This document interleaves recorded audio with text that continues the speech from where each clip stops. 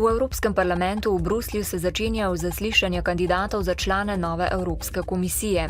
Danes se bodo pristojnim odborom predstavili prvi štirje, ki prihajajo iz Malte, iz Švedske, Hrvaške in Nemčije. Vseh 27 kandidatov pa se bo zvrstilo do 7. oktobra. Ali bo ekipa ostala taka, kot jo je pred slabimi 3 tedni predstavil predsednik Evropske komisije Juncker, bo odvisno predvsem od nastopov kandidatov, pa tudi od zadnjih dogovorov med političnimi skupinami. Iz stranke Mira Cerarja izstopil poslanec Bojan Dobovšek. Po neuradnih informacijah se je za odstop odločil zaradi namigov, da izvršni odbor stranke naj ne bi ukrepal proti državnemu sekretarju na Ministrstvu za okolje in prostor Juretu Lebnu. Kot je znano, se je tam predstavljal kot magister znanosti, čeprav nima tega naziva. O morebitnih ukrepih zoper Lebna bodo člani izvršnega odbora stranke sicer odločali danes. Vrhovni sodniki bodo popoldne vnovič odločali o izločitvi predsednika sodišča Branka Masleše iz odločanja o zakonitosti v zadevi Patria. O tej zadevi bodo namreč predvidoma odločali jutri na seji senata. Izločitev Masleše je že poleti zahteval zagovornik Janeza Janše, Franci Matos, a so vrhovni sodniki zahtevo zavrnili. Matos je prepričan, da Masleša, ki naj bi predsedoval senatu, v zadevi ne more odločiti nepristransko. Matos je sicer predlagal tudi izločitev vrhovne sodnice Maje Tratnik, a tudi o tej zadevi še ni odločeno. Na dobrodelnem koncertu v Šentjerneju so zbrali približno 20 000 evrov za pomoč prizadetim v nedavnih poplavah.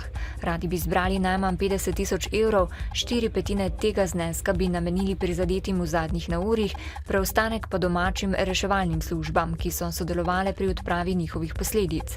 Škoda, ki so v občini povzročile zadnje poplave, neurja in plazovi, je ocenjena na približno 2,5 milijona evrov. V sredo, 1. oktobra, se bo začelo novo študijsko leto. Do zdaj so slovenske fakultete sprejele dobrih 15 000 študentov, koliko jih bo dejansko v prvih letnikih, bo znano šele 30. oktobra, saj prijave in vpisi še potekajo.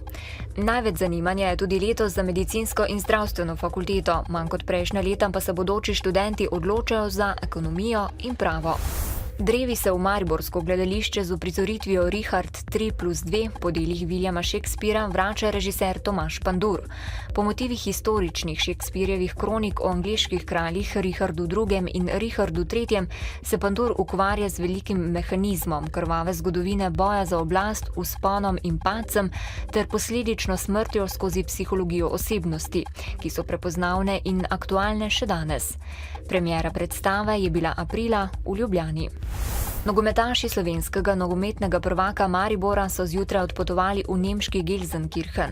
Tam se bodo jutri ob 20:45 na tekmi drugega kroga lige prvakov pomerili s Schalkejem. Čeprav je tekmec velik favorit, trener Maribora Ante Šimundža, ki se je na pot odpravil s svojimi 25 varovanci, pravi, da gredo po zmago. Danes in jutri bo sončno, zjutraj in deloma dopoldne bo po nekaterih nižinah megla ali nizka oblačnost. V sredo bo zmerno do pretežno oblačno, občasno bodo ponekod tudi manjše padavine. V četrtek bo na Primorskem delno jasno, pihala bo šibka burja. Drugod bo zmerno do pretežno oblačno in večinoma suho. Danes v Dnevniku televizije Maribor.